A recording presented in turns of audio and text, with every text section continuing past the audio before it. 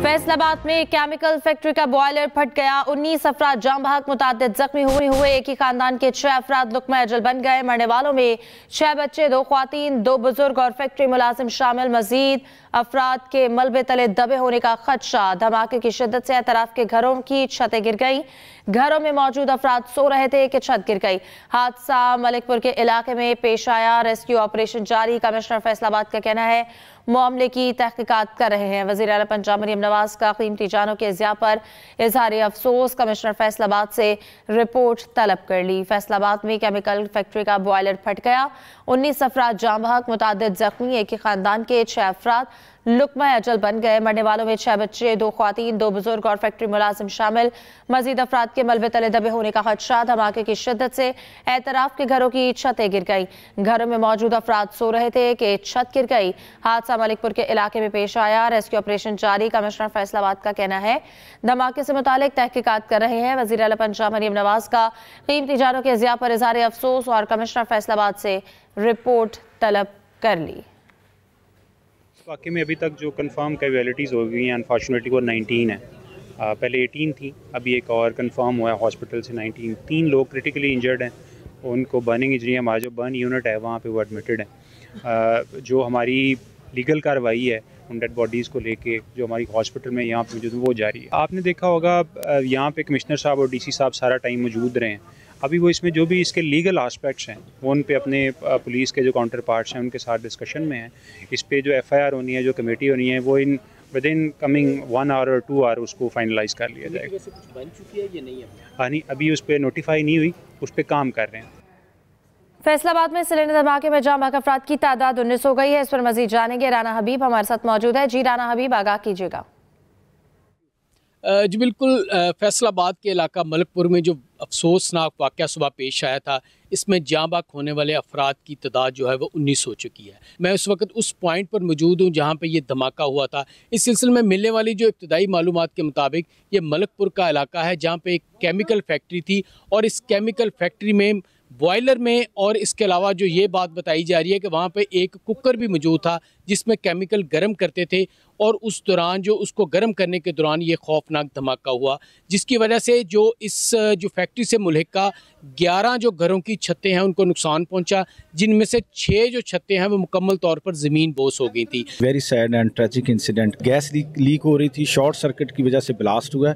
उसने अपनी एडजेसेंट 3 और फैक्ट्रीज़ को इफेक्ट किया है। फैक्ट्री की बैक साइड के साथ 9 हाउसेस थे, उनको उसने डैमेज किया। जल्द अज जल्द हमने अपने सारे विक्टिम्स को और पेशेंट्स को इवैक्यूएट करके जो ज़ख्मी थे उन्हें हॉस्पिटलाइज किया है, जो डेड थे उन्हें हमने इवैक्यूएट किया। जबकि मैं आपको ये बताता चलूँ कि अभी भी यहाँ पे जो रेस्क्यू एहलकार हैं वो इमदादी सरगर्मियों में मौजूद हैं और इस हवाले से ये स्वीपिंग की जा रही है कि इस इंसिडेंट के बाद जो 6 से 7 घरों और फैक्ट्रियों की छतें जो ज़मीन बोस हुई थी उनमें से कोई अफराद इन छतों के मलबे के नीचे ना हो। और अब तक जो है इस अफसोसनाक वाक़े में 19 अफराद जो हैं वो अपनी जान से हाथ धो बैठे हैं। जी, अपडेट करने के लिए राना हबीब शुक्रिया। आगे बढ़ेंगे, अहम खबर आप तक पहुंचाएं। बन्नू में अमन कमेटी के दफ्तर पर कलअदम तंजीम के मुसल्लह अफराद का हमला। पुलिस के मुताबिक हमले में 7 अफराद जाम बहक, 1 जख्मी हो गया। हमलावरों ने अमन कमेटी के सरबराह कारी जलील के दफ्तर को निशाना बनाया। बन्नू में अमन कमेटी के दफ्तर पर कलअदम तंजीम के मुसल्लह अफराद का हमला। पुलिस के मुताबिक हमले में 7 अफराद जाम बहक, 1 जख्मी। हमलावरों ने अमन कमेटी के सरबराह कारी जलील के दफ्तर को निशाना बनाया। बन्नू में अमन कमेटी के दफ्तर पर कलअदम तंजीम के मुसल्लह अफराद का हमला। पुलिस के मुताबिक इस हमले में 7 अफराद जाँ बहक हो गए हैं जबकि 1 जख्मी है। पुलिस के मुताबिक हमलावरों ने अमन कमेटी के सरबराह कारी जलील के दफ्तर को निशाना बनाया है। बन्नू में अमन कमेटी के दफ्तर पर कलअदम तंजीम के मुसल्लह अफराद की जानिब से हमला किया गया। इस हमले में 7 अफराद जाँ बहक और 1 जख्मी हो गया। आइन की तशरीह शफाफियत, आज़ादी और दयानत से की जाएगी। इस अदालत को एक नहायत अहम और नाजुक फरीज़ा सौंपा गया है। चीफ जस्टिस अमीनुद्दीन खान का आईनी अदालत के क़याम के बाद पहला पैगाम जारी। चीफ जस्टिस अमीनुद्दीन ने शफाफियत और अवामी रसाई को अहम संग मील करार दिया। कहते हैं मुदल्लिल फैसलों, इदारा जाती वक़ार और अवामी एतमाद पर मबनी अदालती रिवायत की तश्कील चाहते हैं। आइन की तशरीह शफाफियत, आज़ादी और दयानत से की जाएगी। इस अदालत को एक निहायत अहम और नाजुक फरीज़ा सौंपा गया है। चीफ जस्टिस अमीनुद्दीन खान का आईनी अदालत के क़याम के बाद पहला पैगाम जारी। वफाकी आईनी अदालत ने रेलवे अराजी पर तजावुजात और कब्जे की रिपोर्ट तलब कर ली है। अदालत ने कहा रेलवे ने मलकियती ज़मीन की वापसी के लिए क्या इकदाम किए, रेलवे अराजी पर तजावुजात और कब्जे के जिम्मेदारों ऑफिशियल के खिलाफ रेलवे ने क्या कार्रवाई की। जस्टिस हसन अजहर रिजवी ने कहा तजावुजात खात्मे से किसने रोका है। अफसरान एयर कंडीशन कमरों में बैठे रहते हैं, तजावुजात बन रही थी, कब्जा हो रहा था, रेलवे आंखें बंद करके बैठा था। जस्टिस हसन अजहर रिजवी और जस्टिस के आका पर मुश्तमिल 2 रुकनी आईनी बेंच ने समाअत की। वफाकी आईनी अदालत ने रेलवे अराजी पर तजावुजात और कब्जे की रिपोर्ट तलब कर ली।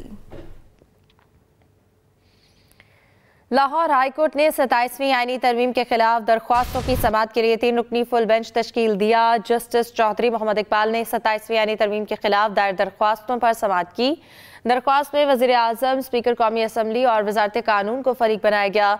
दरख्वास्त के मतन के मुताबिक तरमीम के तहत इस्तिस्ना आइन के आर्टिकल 248 के खिलाफ है। 27वीं आईनी तरमीम को मावरा आइन करार देते हुए कलअदम किया जाए। लाहौर हाई कोर्ट ने 27वीं आईनी तरमीम के खिलाफ दरख्वास्तों की समाअत के लिए 3 रुकनी फुल बेंच तश्कील दे दिया।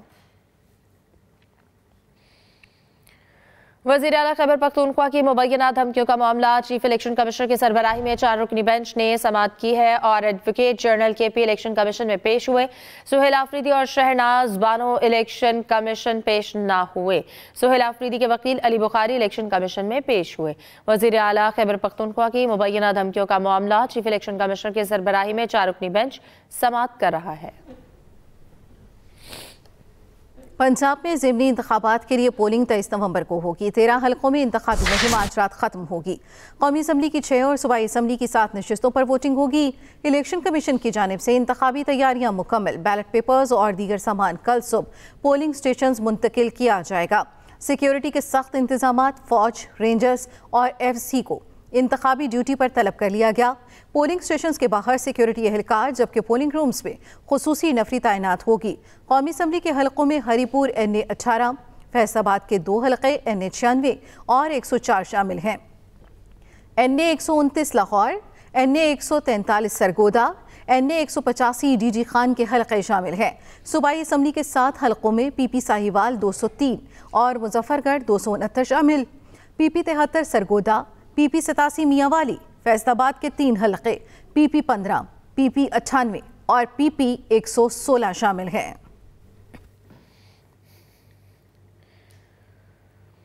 बांग्लादेश में 5.7 शिद्दत का ज़लज़ला। खबर एजेंसी के मुताबिक 3 अफराद हलाक जबकि मुतादिद जख्मी हो गए। भारत में भी ज़लज़ले के झटके महसूस किए गए। बांग्लादेश में 5.7 शिद्दत का ज़लज़ला। खबर एजेंसी के मुताबिक 3 अफराद हलाक जबकि मुतादिद जख्मी हो गए। भारत में भी ज़लज़ले के झटके महसूस किए गए हैं। बांग्लादेश में 5.7 शिद्दत का यह ज़लज़ला। खबर एजेंसी के मुताबिक 3 अफराद हलाक जबकि मुतादिद जख्मी हो गए। IBA की तर्ज पर international centre for chemical and biological sciences को जामे कराची से अलहदा करने का असूली फैसला। ICCBS को खुद मुख्तार हैसियत में डिग्री अवॉर्डिंग इंस्टीट्यूट बनाने की हुकूमती कोशिश। इस पर बात करेंगे, सफदर रिजवी हमारे साथ हैं। जी सफदर, बताइए। जी देखें, ये सूरत हाल बहुत संजीदा लेकिन गंभीर भी है। 1996 में जामे कराची से IBA को अलग करके खुद मुख्तार इदारा बना दिया गया था। बिल्कुल इसी तर्ज पे अब ICCBS यानी international centre for chemical and biological scientist को जामे कराची से जुदा करके एक खुद मुख्तार डिग्री अवॉर्डिंग इंस्टीट्यूट बनाने की कोशिश की जा रही है और जामे कराची से इसको अलहदा किया जा रहा है, जिसमें जामे कराची की इंतजामिया खुद नावाकिफ है, वो आगाही नहीं है। सूरत हाल ये है कि लॉ डिपार्टमेंट से एक मुसविदा तैयार करके सिंध काबीना के इजलास में 2 रोज पहले पेश किया गया था, जिसमें इस सारी तफसीलात का जिक्र मौजूद था। उसके बाद क्योंकि ये सिंध काबीना के एजेंडे में था, वहां पर बहस हुई इस पर, लेकिन बहस के बाद इस पर कुछ ऑब्जर्वेशन थी, लिहाजा फैसला किया गया कि इसको आइंदा इजलास में दोबारा पेश किया जाएगा। आइंदा इजलास से मुतवक्के इसकी मंजूरी के बाद इसको सिंध असेंबली से मंजूर करा के बाकायदा कानून की शक्ल दी जाएगी और इस तरह IBCCS जो है वो जामे कराची से अलहदा हो जाएगा। इसकी तकरीबन 50 एकड़ की अराजी है जो जामे कराची की हुदूद में है। साथ साथ जो एक्ट का मुसव्वदा तैयार हुआ है उसमें यह भी कहा गया है कि जो इसके डोनर हैं यानी हुसैन इब्राहिम जमाल फाउंडेशन है और इसी तरह नाजरा मेमोरियल ट्रस्ट है। नाजरा पंजवानी मेमोरियल ट्रस्ट, तो उनके जो डोनर होंगे वो इसके BOG में शामिल रहेंगे, बोर्ड ऑफ गवर्नर्स में, जबकि इसके एकेडमिक काउंसिल अलग होगी, इसका सिलेक्शन बोर्ड अलग होगा। जामा कराची के इंतजामिया या उसके वाइस चांसलर जो हैं वो इसके BOG के मेंबर नहीं होंगे। बिल्कुल ये एक अलग एंटिटी बनने जा रही है जिससे जामा कराची का ताल्लुक है। HEG के जो जी बहुत शुक्रिया सफदर रिजवी अपडेट करने के लिए। इलेक्शन कमीशन ने वज़ीर आला KP को आज की अदम हाजिरी पर इस्तिफ़ना दे दिया। चीफ इलेक्शन कमिश्नर ने कहा आज की समाअत का हुक्मनामा जारी करेंगे। इलेक्शन कमीशन ने समाअत गैर मुअय्यना मुद्दत तक मुलतवी कर दी। इलेक्शन कमीशन ने सरकारी मुलाजमीन को धमकियों के मामले पर आज सुहेल आफरीदी को तलब किया था। इलेक्शन कमीशन ने वज़ीर आला KP को आज की अदम हाजिरी पर इस्तिफ़ना दे दिया। इलेक्शन कमीशन का ज़िम्नी इंतखाबात मुहिम में ज़ाब्ता अखलाक की खिलाफ वर्जियों का नोटिस। वज़ीर मुमलिकत तलाल चौधरी को नोटिस जारी। 24 नवंबर को तलब। NA-96 में नून लीग के उम्मीदवार बिलाल चौधरी को भी नोटिस जारी किया गया। इलेक्शन कमीशन का NA-185 में वज़रा की मौजूदगी की खबरों का भी नोटिस। सूबाई इलेक्शन कमिश्नर पंजाब ने डिस्ट्रिक्ट मॉनिटरिंग ऑफिसर से फौरी रिपोर्ट तलब कर ली। मुआविन खुसूसी हुज़ैफा रहमान और वफाकी वज़ीर अवैस लगारी को नोटिस जारी और वजाहत भी तलब कर ली गई है। इलेक्शन कमीशन का ज़िम्नी इंतखाबात में मुहिम में ज़ाब्ता अखलाक की खिलाफ वर्जियों का नोटिस। पाकिस्तान का सबसे बड़ा digital learning pilot project Sindh में जारी है। स्कूल से बाहर हर बच्चे को डिजिटल माइक्रो स्कूल में शामिल करना है। वज़ीर सिंध मुराद अली शाह का एक्सीलेटरेट डिजिटल लर्निंग प्रोग्राम की तकरीब से खिताब। 70 लाख के करीब बच्चे आउट ऑफ स्कूल हैं। एजुकेशन डिपार्टमेंट इन नंबर से थोड़ा डिफर करता है, बट वट एवर 70 नहीं है, उससे थोड़ा कम है। One is even one two many. 2 साल पहले, तकरीबन 2 साल हो गए, I believe a little over 2 years, हम इस चीज़ को हम ज़्यादा स्कूल्स कर रहे थे, हम टीचर्स को एम्प्लॉय कर रहे थे, हमने काफ़ी काम किया। ख़ास तौर पे आउट ऑफ स्कूल चिल्ड्रन, जो बच्चा 4 या 5 साल का होता है उसको स्कूल जाना चाहिए। जो 5 साल 6 साल 7 साल बाद अगर वो स्कूल कभी नहीं गया। रेड लाइन BRT जल्द मुकम्मल करके शहरियों को जदीद सफरी सहूलत फराहम की जाएगी। मसाइल के हल के लिए अमली फैसले किए गए हैं। तामीराती सिलसिला मुसलसल आगे बढ़ रहा है। सीनियर वजीर सिंध शर्जील मेमन कहते हैं कराची एक बड़ा और पेचीदा मेट्रोपॉलिटन शहर है। रेड लाइन BRT में यूटिलिटीज़ की मुंतकली बड़ा चैलेंज था। ADB के साथ काम करके खुशी होती है। ताउन को कदर की निगाह से देखते हैं। रेड लाइन BRT जल्द मुकम्मल करके शहरियों को जदीद सफरी सहूलत फराहम की जाएगी। स्कूल के लोगों वाली नोटबुक्स, वर्कबुक्स और यूनिफॉर्म की मशरूत फरोख्त। मुसाबकती कमीशन ने 17 बड़े निजी स्कूल सिस्टम्स को शो कॉज नोटिस जारी कर दिए। निजी स्कूलों को 14 दिन में तहरीरी जवाब जमा कराने की हिदायत। निजी स्कूलों पर अजारादारी के गलत इस्तेमाल का इल्ज़ाम। मुसाबकती कमीशन के मुताबिक तलबा को महंगी लोगों वाली नोटबुक्स और यूनिफॉर्म्स खरीदने पर मजबूर किया जाता है। मशरूत फरोख्त कंपटीशन एक्ट की खिलाफ वर्जी है। कई निजी स्कूल्स ने मखसूस वेंडर से खुफिया मुआहदे कर रखे हैं। CCP इंक्वायरी के मुताबिक लोगों वाली कॉपियां मार्केट से 280% तक महंगी पाई गईं। गाइडलाइंस के नाम पर महंगी प्रोडक्ट्स की लाजमी खरीदारी मुसल्लत की जाती है। निजी स्कूल सिस्टम मुल्क भर में हजारों कैंपस चलाते हैं। मुसाबकती कमीशन 7.5 करोड़ रुपए तक जुर्माना आयद कर सकता है। स्कूल के लोगों वाली नोटबुक्स, वर्कबुक्स और यूनिफॉर्म की मशरूत फरोख्त।